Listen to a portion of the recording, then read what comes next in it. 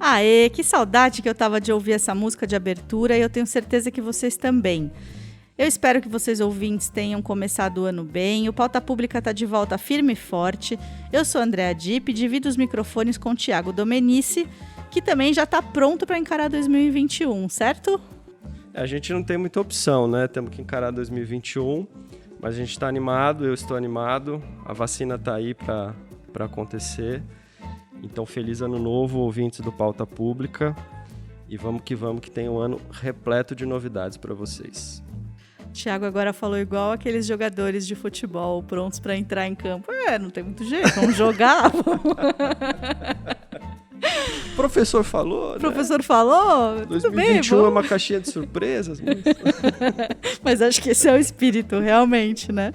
A gente tenta manter o otimismo, mas está um pouco ainda difícil. Enfim, da nossa parte, 2021 vai ser um ano muito especial, porque a Pública vai fazer 10 anos.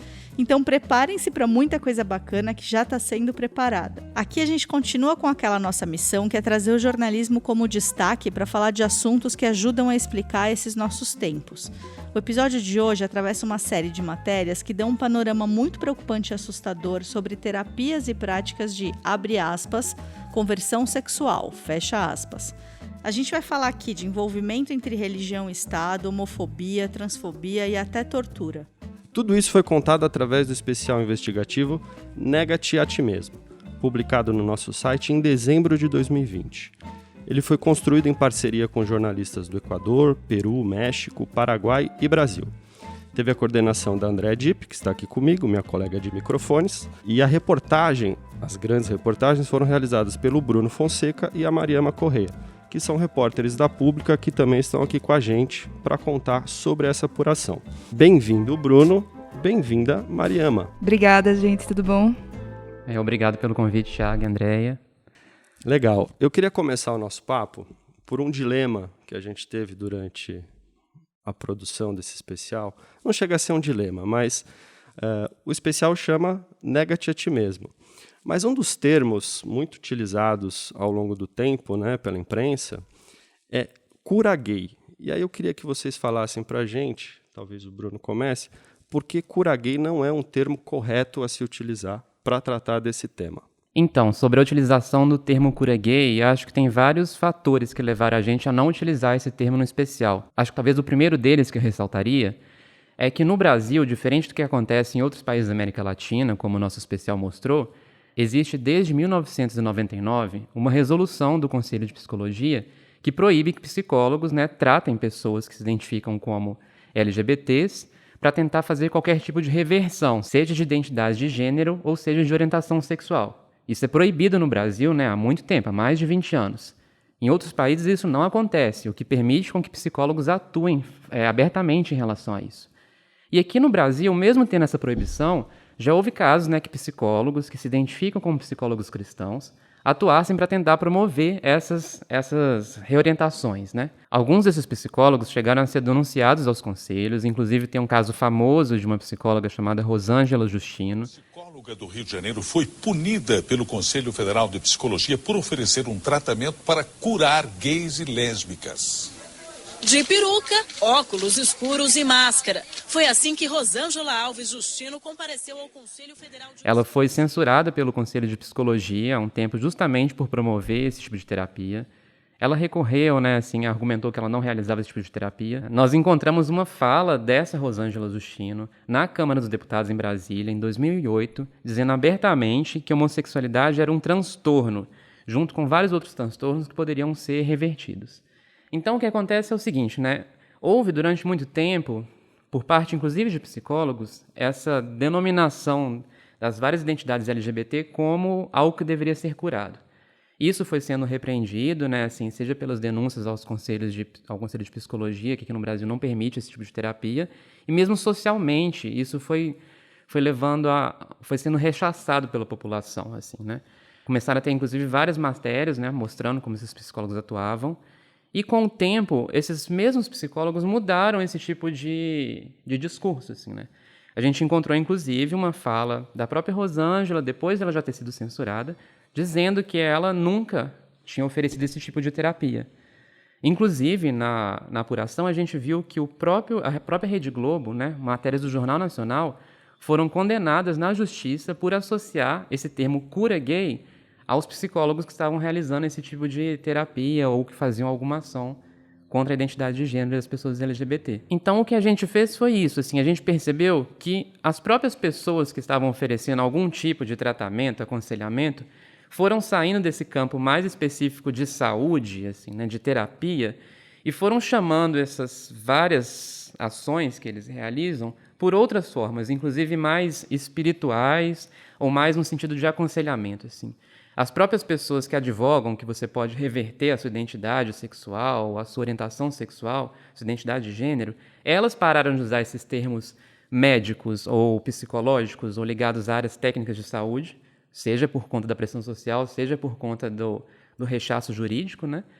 Então, foi isso que aconteceu. Nesse embalo, o que a gente precisou entender foi assim, se eles mesmos não estão chamando de cura gay, o que é isso que está sendo feito hoje? Né? E por isso que a gente não utilizou esse termo. Pegando o gancho aí do que o Bruno estava falando, acho que o grande desafio realmente dessa série de reportagens é justamente transitar por esse discurso que não é um discurso muito óbvio, transitam ali pelo discurso religioso, às vezes até também com abordagem, né, de psicologia e tudo mais, mas de uma forma muito sutil. Então, quando a gente trabalha, né, com reportagem, como é que a gente faz uma apuração, né, transitando por um território assim tão sutil, por um discurso tão velado, né? Muitas vezes. Acho que foi o grande desafio dessa reportagem. Sim, com certeza.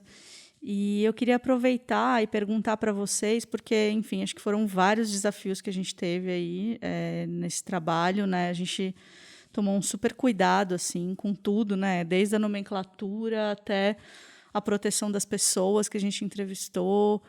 Enfim, acho que tem todo um cuidado que a gente tentou tomar. Mas eu queria também ouvir de vocês, que acho que é muito, muito importante, assim, o relato pessoal, assim, porque, por exemplo, o Bruno teve num congresso, né? Foram 2 ou 3 dias, né, Bruno? Depois você diz. Mas, enfim, Bruno teve num congresso de terapias de reversão, né? No congresso da Êxodos, que é a maior organização, a gente pode até falar um pouco mais dela depois, mas é a organização guarda-chuva, né? De todas essas que realizam esses procedimentos na América Latina, uma organização internacional, e o Bruno teve nesse congresso, então acho que é bacana você contar o que você viu. E a Mariama, acho que é bacana contar as histórias muito fortes, assim, né, que você ouviu sobre a moça que frequentou a Batista da Lagoinha, né, que é a igreja da Damares, enfim. Então, queria que vocês contassem um pouco sobre essas particularidades. Assim. Só lembrando aqui os ouvintes que o título da matéria do Bruno sobre esse evento realizado por essa organização religiosa é Maior Congresso de Sexualidade Cristã do Brasil quer restaurar LGBTQI+. É uma sigla, às vezes, um pouco difícil de falar, mas é até importante a gente explicar um pouquinho todas essas identidades que estão abarcadas pelo Congresso, né? Mas antes de falar disso, acho que eu vou contar um pouco como que a gente chegou nesse congresso, né? Foi até uma coincidência, assim, né? Há 2 anos, na verdade, a gente tinha feito uma apuração também eu junto com a Andréia, que a gente tinha visto que existia um movimento apoiado pela atual ministra dos Direitos Humanos, atual ministra da Mulher, Família e Direitos Humanos, Damares Alves, e que uma das bandeiras deles era justamente acabar com essas regulamentações que proibiam terapias de conversão. Esse movimento se dizia Movimento de Ex-Gays, é um nome, inclusive, que estava sendo utilizado em outros países. Foi a primeira vez que eu, pessoalmente, tinha visto aqui no Brasil. Eles tiraram foto oficial com a ministra, lá em Brasília. A ministra prometeu ter uma atenção especial em relação a esse grupo. Então, assim, não foi algo que passou desapercebido do poder público. Essa chapa não conseguiu a vitória, eles não conquistaram. O Conselho Federal de Psicologia mantém a proibição de terapias. Mas esse conselho apontou para a gente, essa chapa que estava tentando disputar para a gente, a um grupo interessante, que inclusive envolvia essas psicólogas que eu tinha comentado anteriormente. A própria Rosângela Justino estava dentro desse grupo de ex-gays que tirou foto com a ministra, que se encontrou com a ministra. E a gente percebeu que esse grupo ele tinha participado de vários congressos sobre sexualidade e religião. Um deles, inclusive, que tinha acontecido no Paraná, com a própria ministra Damares discursando, ela fez uma fala muito dura sobre pessoas trans, assim, invisibilizando qualquer possibilidade dessas pessoas terem sua identidade respeitada, assim, um tom jocoso, assim, inclusive, em relação a essas pessoas. E a gente percebeu que existia essa rede, né, assim, de palestras, congressos, debates, muitos deles transmitidos online por igrejas ou organizações cristãs, assim, às vezes não era uma igreja específica, e que tratava de sexualidade, assim. Isso era muito presente, acontecia muito frequentemente, envolvia jovens, tinham várias palestras. E só acrescentando, que eu acho que é importante dizer que foi aí que a gente também começou a perceber que, apesar das proibições, né, Bruno, ainda existia, as terapias de conversão ainda aconteciam no Brasil, com outros nomes, outros termos, enfim. Mas foi aí que a gente começou a se ligar que existia um trabalho em rede, que esse trabalho era transnacional, né? E aí a gente começou a tentar e buscar entender de que maneira isso acontecia, assim, né? Aí a gente foi mapeando e chegando, enfim, no que virou depois esse especial. Isso que a Andréia disse é muito importante, porque nunca se desistiu de tentar reverter essa proibição do Conselho de Psicologia, isso é importante dizer. Por mais que não se utilizem termos como cura gay, por mais que muitos falem que não realizam terapias, que não realizam reversão, isso continua em pauta. Tanto é que, né, na última eleição, isso era a principal proposta de uma das chapas que estavam candidatando. Foi nessa época, inclusive, que a gente, dessa apuração desse movimento para a chapa de psicologia, que a gente ficou sabendo, assim, pelo menos pela primeira vez a gente teve contato com essa grande organização chamada Êxodos. Na época, a gente até teve contato com Alan Chambers, que ele é ex-presidente da Êxodos lá nos Estados Unidos, né? Esse Alan Chambers, ele pediu desculpas públicas por todo o mal que ele causou à comunidade LGBT durante os anos que ele promoveu esse tipo de terapia, de conversão, né, nos retiros espirituais. Mas a gente teve contato com ele e foi a partir desse contato que a gente começou a buscar. Peraí, existem esses congressos, existem essas palestras, essas pessoas estão agindo aqui, existe esse movimento para tentar mudar as resoluções. Como que isso acontece no Brasil, né? Foi aí que a gente teve contato com essas informações de que haveria um congresso, que já era realizado em outros anos, e que esse congresso seria, assim, o grande guarda-chuva de várias organizações cristãs aqui no Brasil que trabalham de formas diferentes possibilidades de reversão, de mudança de identidade ou de comportamento. Foi assim que a gente ficou sabendo que haveria esse congresso e a gente decidiu tentar, né, ir nesse congresso pela primeira vez. Não havia nenhuma reportagem contando como que ele acontece. Ele não era televisionado, né, não havia transmissão igual esses outros congressos menores que a gente havia encontrado. E a gente achou que seria importante entender, né, o que é de fato que eles propõem, quem são essas pessoas e o que eles fazem. Antes de passar a bola para a Mariama, eu acho que seria importante você contar como é que foi esse congresso. Você, como repórter, se colocando ali, tentando descobrir, enfim, as informações, o que aconteceu, como é que funciona isso, como é que esses terapeutas, né, digamos assim, entre aspas, eles tentam fazer a conversão. Esse congresso, assim, a decisão de ir, a gente conversou bastante, né, André e eu, porque, primeiro, ele não é necessariamente aberto à imprensa, apesar de não ser proibido. Ele não é exclusivo para pessoas que são religiosas, apesar de também haver uma divulgação principal dentro das igrejas, né. E a ideia é, assim, que eles possam trocar as experiências, assim, né, fazer as palestras sobre como eles estão lidando com essas, seja terapia, seja processos de reorientação sexual. Depois a gente pode até falar um pouco mais dos termos que eles utilizam. E também para muitos jovens, assim, né? Quando eu cheguei lá no primeiro dia, eu lembro que eu cheguei bastante tenso, assim, né? Eu não sabia como que eu seria recebido, né?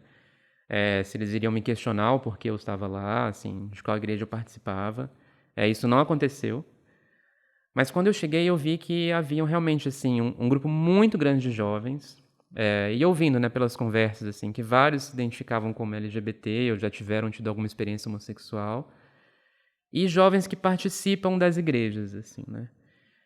Não necessariamente era um clima tenso a primeiro momento, porque, imagina, era um retiro num final de semana de jovens, num lugar aberto, assim, né. Tinha campo de futebol, tinha piscina, assim. Mas que, assim, no fundo, o que a gente percebia é que vários estavam em conflito, assim, né, com a própria sexualidade por diferentes motivos, assim, né. Muitos, inclusive, deram testemunhos ao longo do congresso dizendo, assim, não estarem aceitando sua sexualidade, assim, buscando reverter comportamentos, desenvolver atração por pessoas do sexo oposto, nos que se identificavam como homossexuais. Então, assim, era ao mesmo tempo um ambiente aberto e convidativo para os jovens, mas também recheado de muitos traumas e muitos conflitos, assim. Isso foi uma questão bastante forte, assim, para presenciar, porque um dos destaques, assim, do Congresso era trazer pessoas que diziam terem abandonado práticas consideradas, né, homossexuais ou que seriam revertidas. Inclusive de pessoas que afirmaram que já foram trans e deixaram de ser pessoas trans, assim. O Congresso ele meio que alternava entre esses dois momentos, ou de líderes de igreja que diziam como eles estavam conseguindo, né, alcançar os jovens e quais as táticas, né, e métodos para poder ajudar, né, os jovens que em tese estariam buscando uma mudança de identidade sexual ou de prática sexual, e o outro momento de pessoas dando seus próprios testemunhos, assim, como se fosse uma apresentação de cases de sucesso num congresso, assim. Em alguns momentos havia até uma espécie de brincadeira, assim, sabe? Vários diziam, como eu vou acreditar numa terapia se eu nunca conheci uma pessoa que se diz que é ex-gay, que é ex-trans? E eles diziam, assim, muitas vezes, foi a partir do momento que eu fui num congresso, ou que eu fui numa igreja e vi um depoimento assim, um testemunho assim, eu passei a acreditar nessa conversão. Até uma explicação, assim, às vezes eu fico transitando um pouco entre esses termos terapia, conversão, porque também existem várias denominações que essas próprias pessoas utilizam, mas o que era mais comum no Congresso era, inclusive, restauração, assim, num sentido muito forte de que pessoas que têm uma identidade LGBT ou que têm alguma prática homossexual, elas não estariam completas espiritualmente, assim. Alguns palestrantes utilizaram termos de mortos espiritualmente. Então, assim, na visão predominante do Congresso, assim, se você se identifica como uma pessoa trans ou se tem alguma prática homossexual, bissexual, você precisa cessar essa prática e restaurar a sua identidade, assim. As palavras eram bastante duras e fortes de que sexo é homem ou mulher, você tem que se identificar com o sexo com o qual você nasceu, baseado nos seus genitais, assim. Uma das pessoas, inclusive, disse que se você está em dúvida, olha para baixo, tira a sua roupa, olha para os seus genitais e é isso que vai dizer qual que é a sua identidade. Então, eram falas muito, muito violentas, né? Que você traz na matéria. Sim, e são falas que vão se alternando, assim, entre momentos de descontração, de piadas, falas que são sutis, assim, em alguns momentos era dito que não necessariamente você iria para o inferno, em outros momentos diz que essa prática de dizer que as pessoas vão para o inferno só afasta os mais jovens da igreja, que isso não vai dar certo, mas em outros momentos é dito bastante claramente, assim, que é condenável, assim, você não pode se dizer um cristão e manter uma identidade, uma prática LGBT. E acho que é interessante isso que você está trazendo, Bruno, porque a Mariama escutou justamente, né, histórias de uma moça que viveu tudo isso, né, que viveu essa fala violenta, todas essas práticas, né, de reversão e escutou todas essas falas violentas, assim. Então, conta pra gente um pouquinho, Mariama, disso que você ouviu dessa moça. Acho que foi uma das entrevistas assim mais marcantes para mim nesse especial. Foi essa entrevista com Cláudia. Na verdade, que foi uma pessoa que... Um relato que chegou para mim já no final do processo de apuração, enquanto a gente estava investigando conexões da Êxodos e tinha falado com já várias pessoas que tinham participado de congressos, né, tinha o relato de Bruno e tudo mais. Chegou essa história de Cláudia, que é uma designer, que hoje tem seus 30 anos, mas na época que sofreu essas violências tinha entre 18 e 19 anos.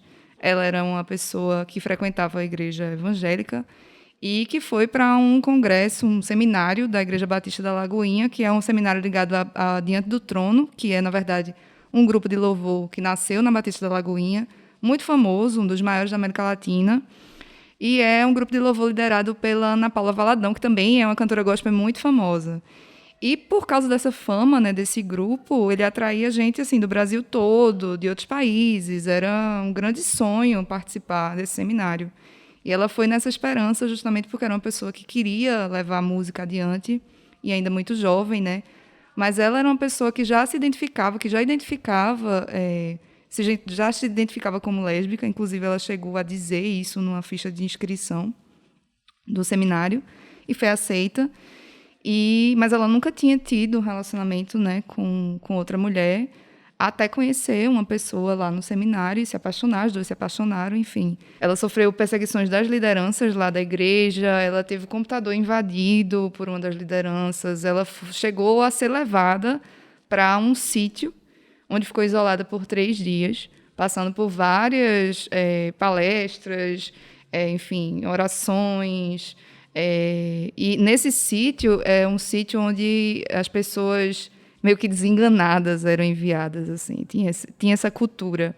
E ela ficou isolada, assim, sem saber onde ela estava exatamente, privada de liberdade. Cárcere privado, né?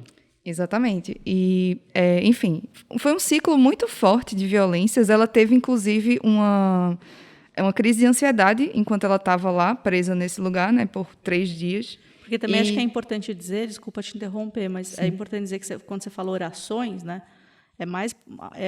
é algo mais parecido com exorcismo, né, do que só pessoas ficam orando junto com você, né? E até me chamou, desculpa te interromper também, mas até me chamou a atenção na sua reportagem o título, né, que diz, né, que para curar a homossexualidade ela teria sido submetida ao isolamento, que você já comentou aqui, exorcismos e terapia em seminário evangélico. Exato, e ela contou que várias vezes assim, colocaram a mão na cabeça dela para expulsar demônios. E ela se sentia dessa forma, ela se via como uma pessoa que não era adequada, uma pessoa, porque ela era muito comprometida com a questão religiosa. Ela era verdadeiramente comprometida, tanto que ela que levou a informação de que ela tinha se apaixonado por uma menina de lá para a liderança. Ela que disse, né? Então, ela era muito comprometida com isso e ela se achava péssima, assim, né? Ela se achava inadequada. Ela ficava se questionando, ela até fala no momento assim, que ela ficava se questionando, mas se Deus criou tudo perfeito, como é que Ele me criou dessa forma, né? E assim, ela tinha 18 para 19 anos.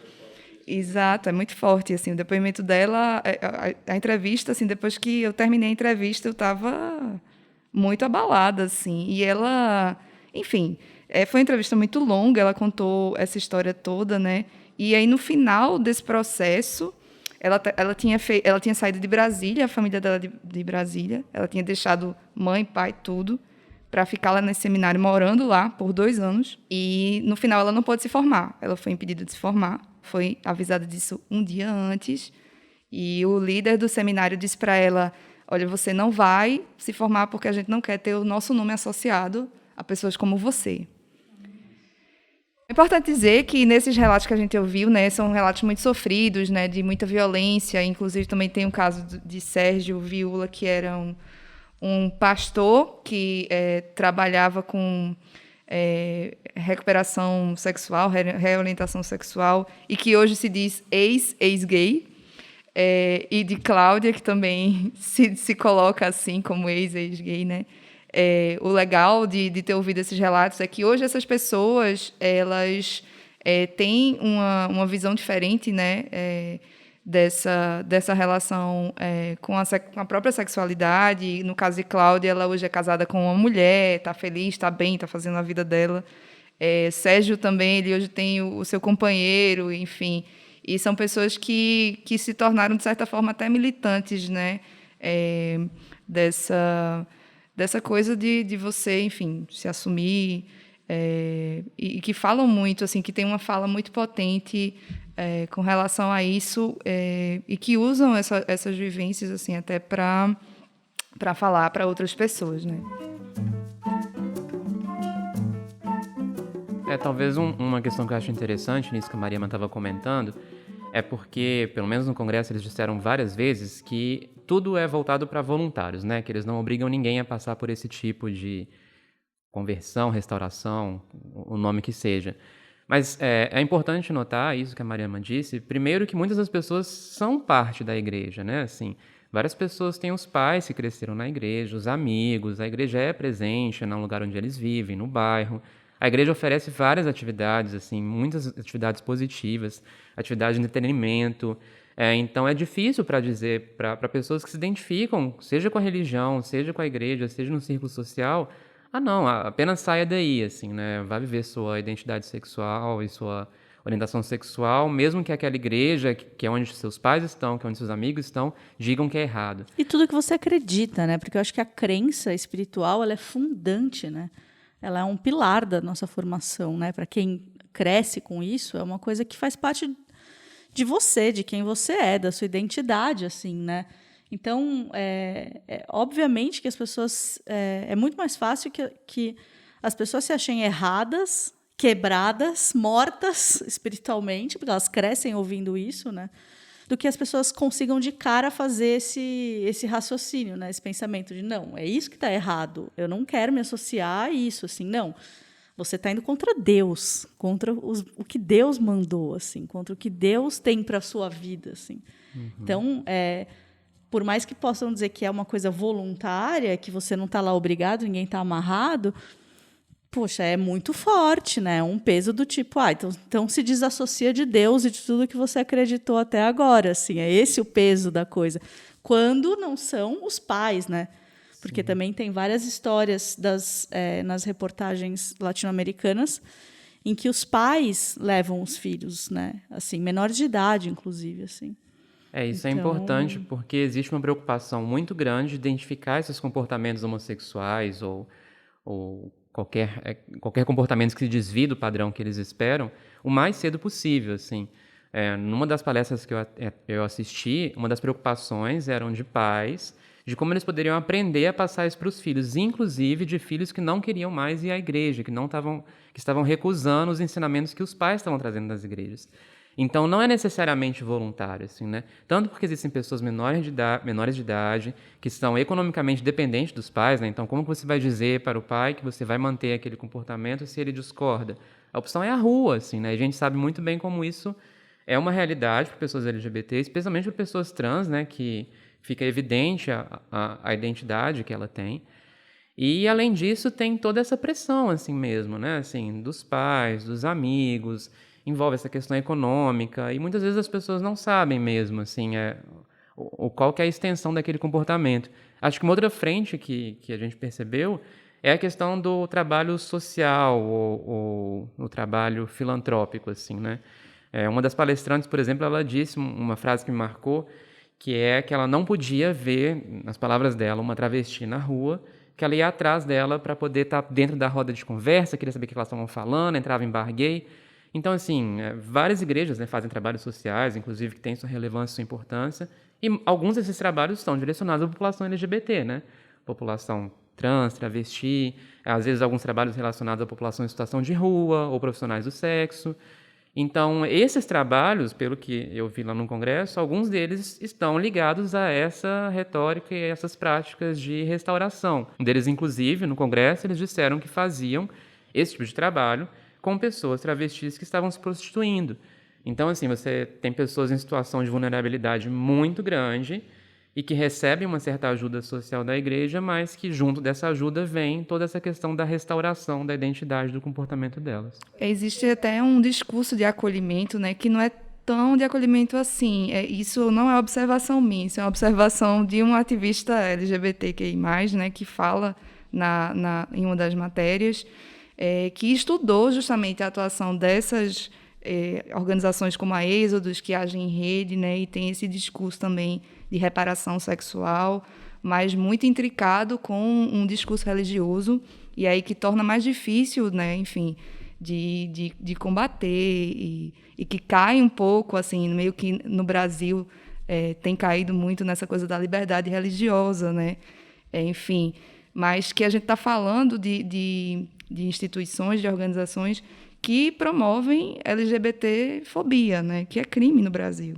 Não é uma questão, né, assim, meramente religiosa, o que a gente está discutindo aqui. No caso dessa menina Cláudia, que a gente estava falando, a gente está falando de uma igreja onde algumas lideranças também já têm processos, né, estão sendo investigadas por LGBT-fobia. Então, enfim, é uma coisa que é muito mais complexo do que meramente um discurso religioso, uma questão religiosa. Eu acho interessante isso que você traz, Mariama, porque, inclusive, a igreja onde aconteceu tudo isso com a Cláudia é a igreja onde a Damares foi pastora, né? E essas igrejas, né, como a Igreja Batista Lagoinha, que aí tem uma conexão que é mais clara, né, com o governo, por ser a Damares ser ministra, mas todas essas igrejas que estavam também no Congresso, que o Bruno foi, não todas, mas muitas, estão muito próximas da política brasileira hoje, estão muito próximas do governo Bolsonaro, de alguma maneira, né? E as políticas públicas também estão favorecendo muitos trabalhos dessas igrejas, né? Então, enfim, fala um pouco sobre isso também, Mariama, que eu acho que é importante. Inclusive, nessas investigações, o que a gente vê, né, que essas redes e esses ministérios, eles interagem, inclusive, com os parlamentos, né?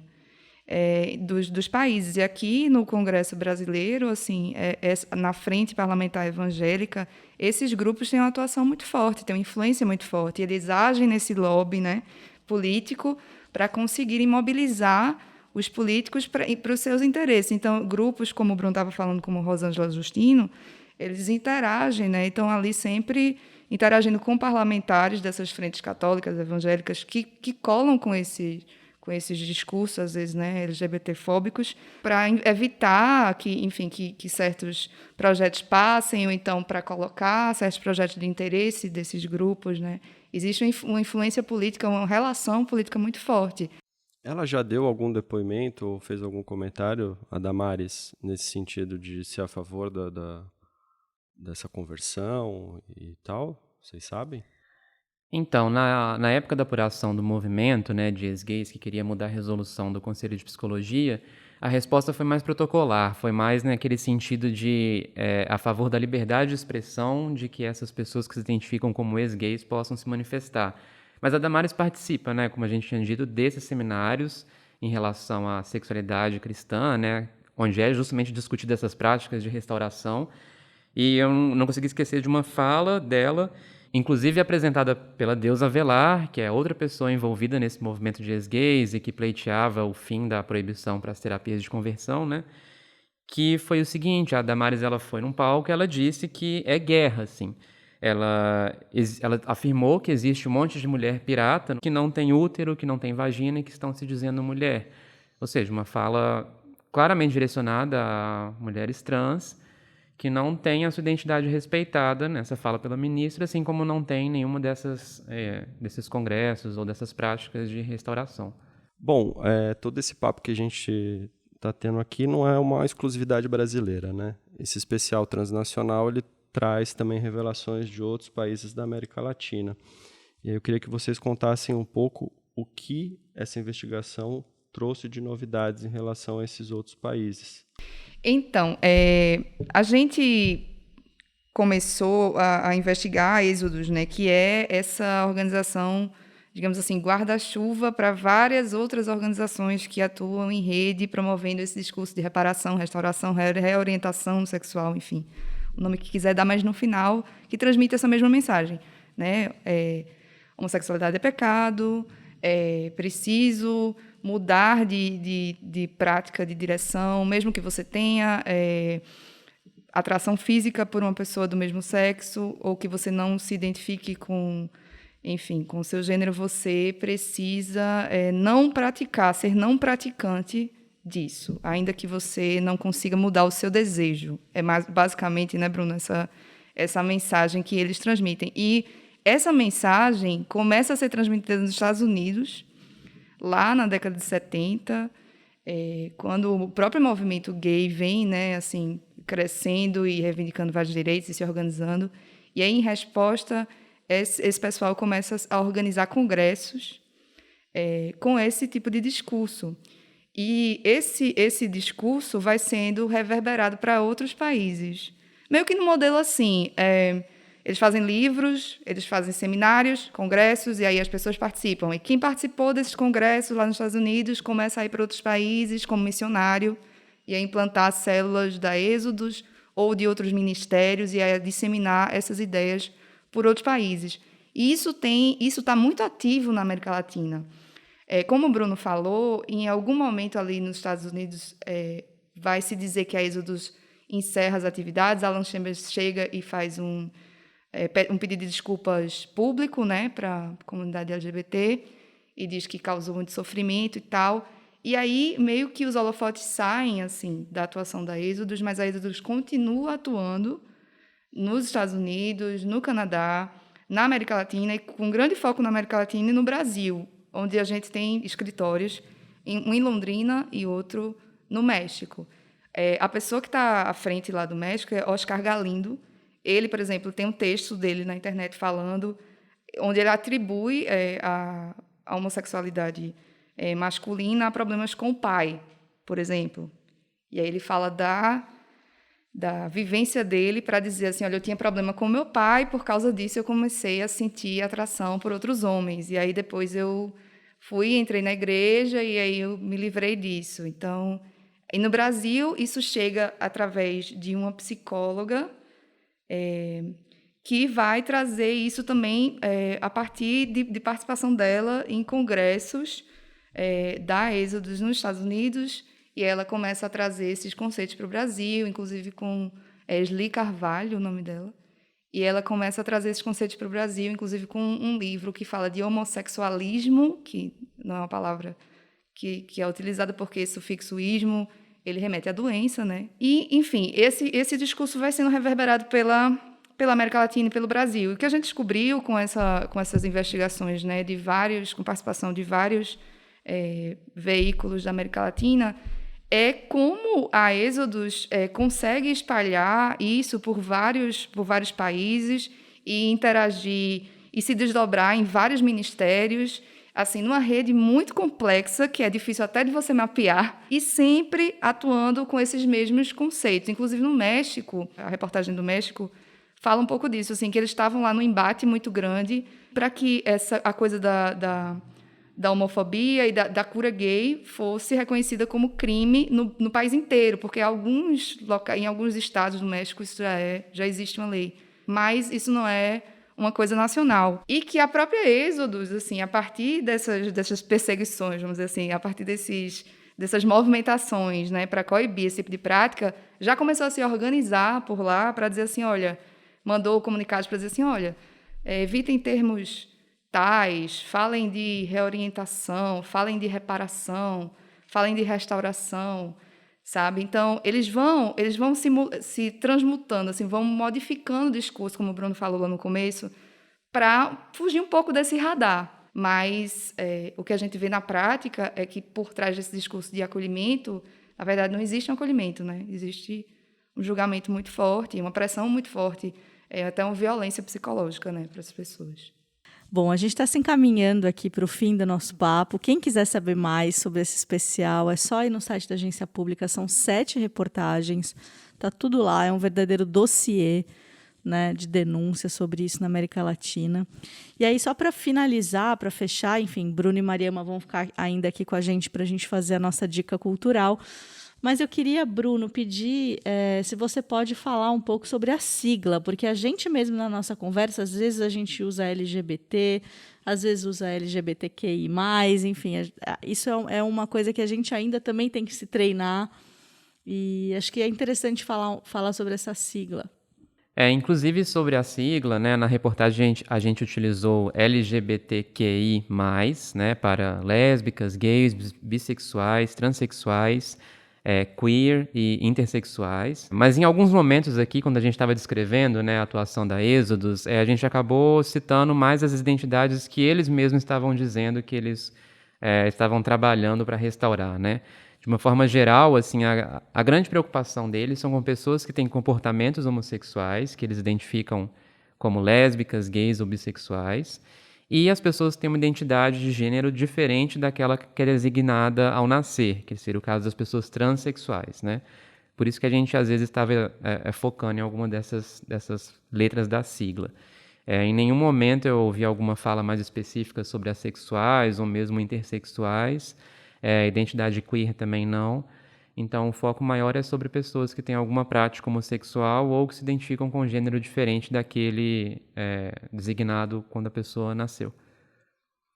Muito bem. Queria agradecer muito a presença do Bruno, a presença da Mariama aqui nessa entrevista. Eu queria agradecer pelo convite, pela oportunidade da conversa, enfim. Espero que vocês possam ler aí as reportagens que estão lá no site da Pública.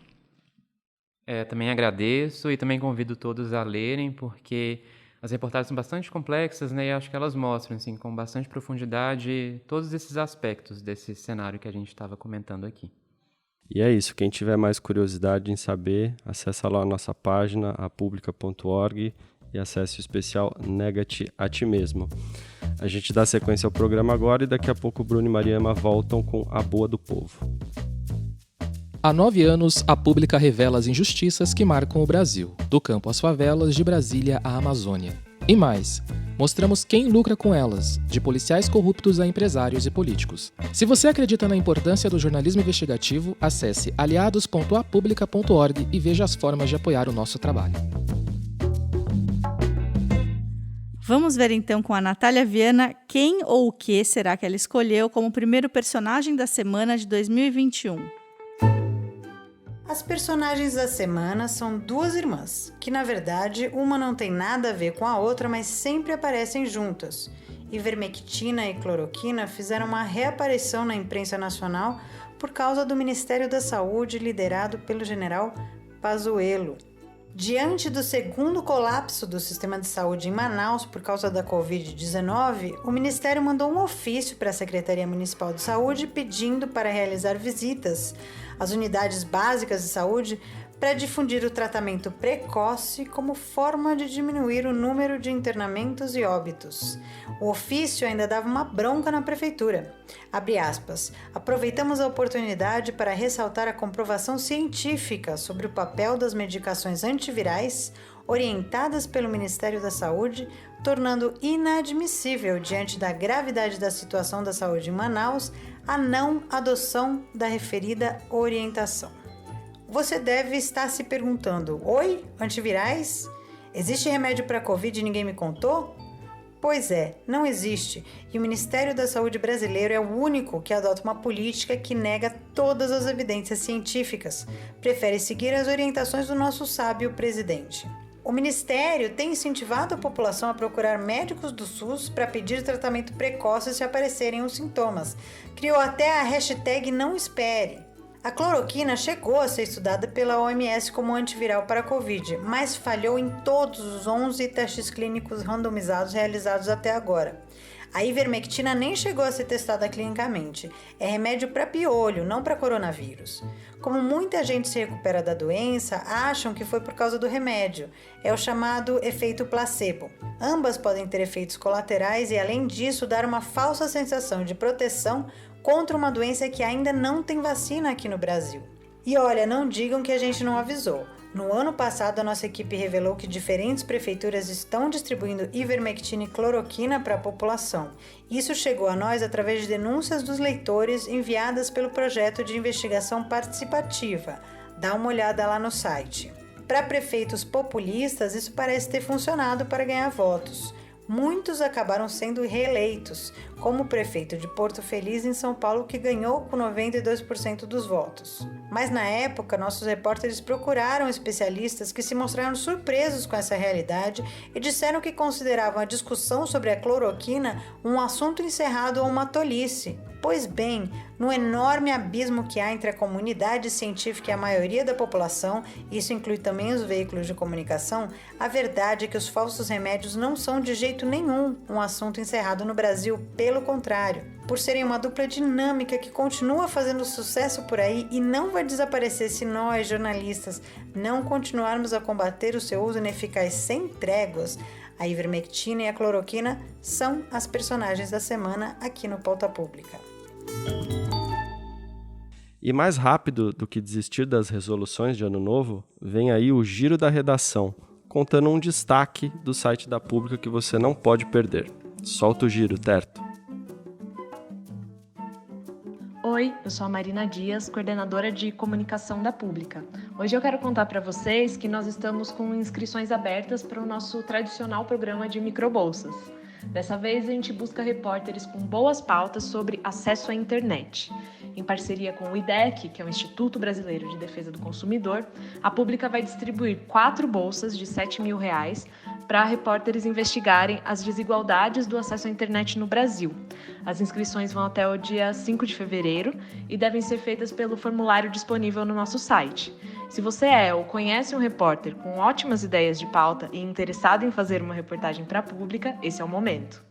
E chegou a hora do nosso glorioso quadro A Boa do Povo. A gente vai trazer aqui as dicas culturais de Mariama, Bruno, Andréa Dipp e minha. Vamos começar com a Mariama? Qual a sua dica, Mariama? Então, a gente tá falando de temas assim, né? Tão pesados e, enfim. Eu trouxe uma dica mais levinha. Ótimo. Sempre bom. Do meu país, Pernambuco, essa dica. Enfim, não vai ter carnaval esse ano, né? Claro, por motivos óbvios. Mas vai ter um dos maiores festivais de música, um dos mais importantes do Brasil, que é o Rec Beat, que tradicionalmente acontece no Carnaval do Recife. E esse ano vai ser virtual. Vai ter show, vai ter workshop, vai ter painéis, então vão ser programações transmitidas lá pelo YouTube. E eu vi que os shows vão ser gravados, as apresentações, né, vão ser gravadas no Recife e em São Paulo também. No dia 14 de fevereiro, ainda não divulgaram as atrações, mas assim, esse festival já teve gente como Tom Zé, Jade Macalé, Emicida, então eu acho que é bom a gente ficar ligado aí, porque vai ter coisa boa. O link deles lá para acessar é o youtube.com.br/RecBeatFestival. A minha boa do povo, diferente da Mariama, que foi para um lado mais leve, eu vou seguir aqui no nosso tema e vou indicar um filme que é baseado num livro chamado Boy Erased. Eu não li o livro, mas imagino que deva ser muito bom também.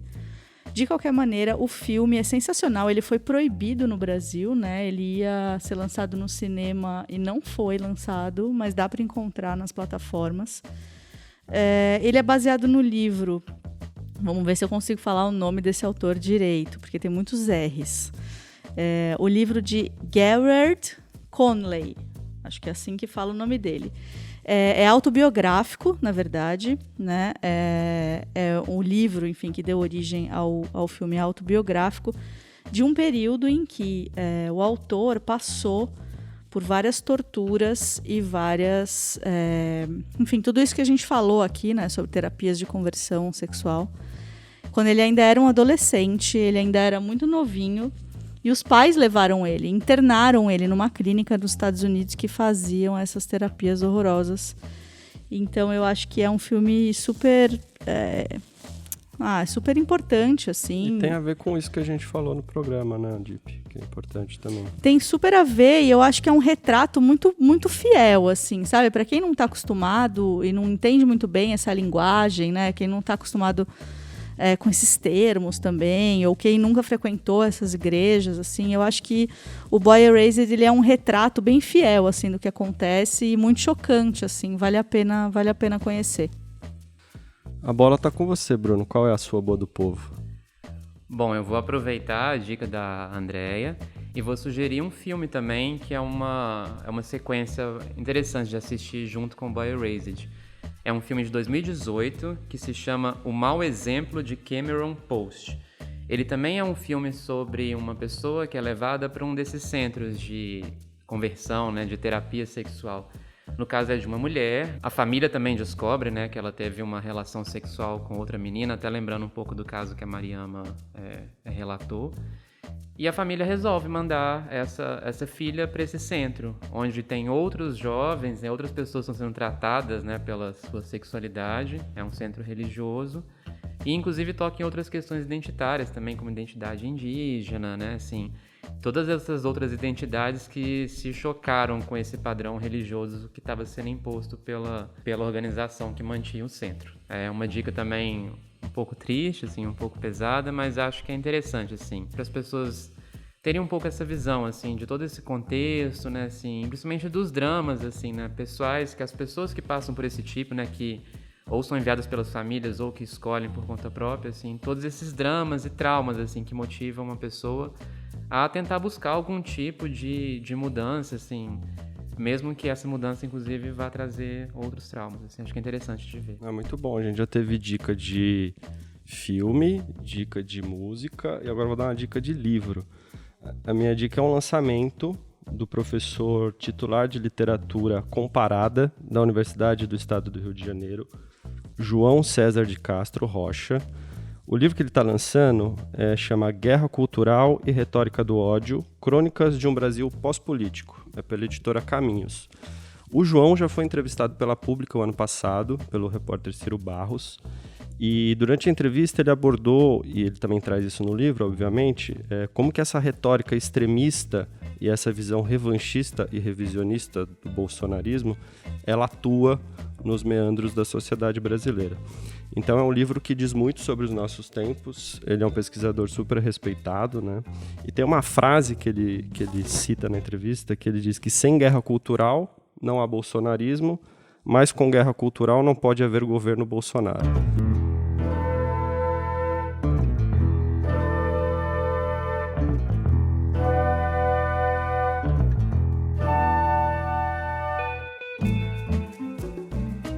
Então é isso, chegamos ao fim de mais um Pauta Pública.